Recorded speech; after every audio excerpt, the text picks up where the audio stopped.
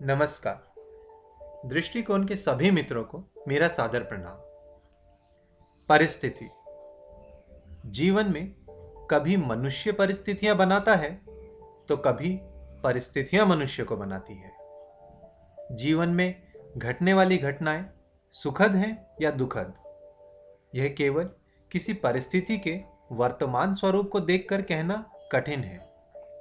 अच्छी और बुरी परिस्थिति में से किसी एक का चुनाव करना सहज है, किंतु दो अच्छी परिस्थितियों में से बेहतर चुनना और दो बुरी परिस्थितियों में से उपयुक्त, हमारे ये निर्णय ही जीवन में हमारी दिशा और दशा को तय करते हैं। शाम को बाबा काम पर से थके हुए घर आए। हमेशा की तरह मनु ने बाबा के हाथ से सामान लिया और पानी का गिलास देते हुए कहा, बाबा पानी। मनु, तुम्हारी माँ कहाँ है? माँ तो बाजार गई है। क्या हुआ बाबा, आप कुछ परेशान लग रहे हैं। आज मेरे साथ एक बड़ा हादसा हो गया मनु। हादसा? वो कैसे बाबा? आज साइट पे मजदूरों की तनख्वाह का दिन था। उनकी हाजिरी के हिसाब से उन्हें तनख्वाह देने की जिम्मेदारी कंपनी के मालिक ने मुझे दी है। मैंने मालिक से नकद राशि लेकर अपनी स्कूटर की डिक्की में रखी। जब मैं साइट पहुंचा और डिक्की खोली तो उसमें पैसे नहीं थे। पैसे नहीं थे? पर पैसे कहाँ गए बाबा? पता नहीं मनु, हो सकता है किसी को पहले से मालूम था और उसी ने ये चोरी की है। कितने पैसे थे बाबा? 10,000। 10,000? ये तो बहुत बड़ी राशि है बाबा, अब क्या होगा? चोरी किसने की ये तो मैं नहीं जानता, पर ये पैसे कंपनी के थे तो मुझे उन्हें वापस तो करने ही होंगे। पर हम इतने पैसे कहाँ से लाएंगे बाबा? मैंने कंपनी के मालिक से बात करी है मनु, वो ये पैसे मेरी आगे के महीनों में से मिलने वाली तनख्वाह से काट कर देंगे।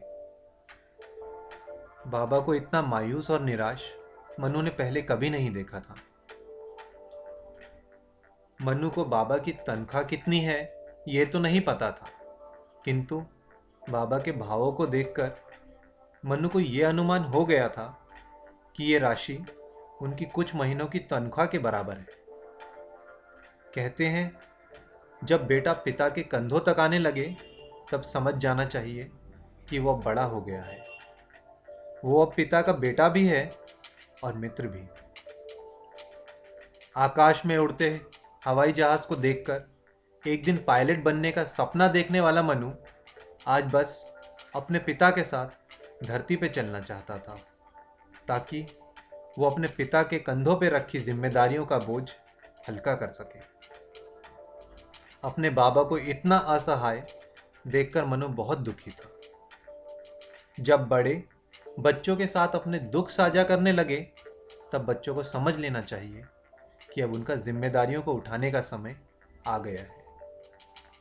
लेकिन आज मनु चाहकर भी कुछ करने में असमर्थ था। मनु को आज अचानक अपने बड़े हो जाने का एहसास हुआ। भविष्य मनु क्या बनेगा यह तो वह नहीं जानता, पर इस घटना के साथ मनु अपनी जिम्मेदारियों की पहली सीढ़ी चढ़ चुका था। अपनी जिम्मेदारियों की तरफ बढ़ते हुए मनु के कदम उसे क्या क्या अनुभव कराते हैं ये जानने के लिए देखते रहे मनु की इस यात्रा के आगे के भाग। तब तक के लिए धन्यवाद।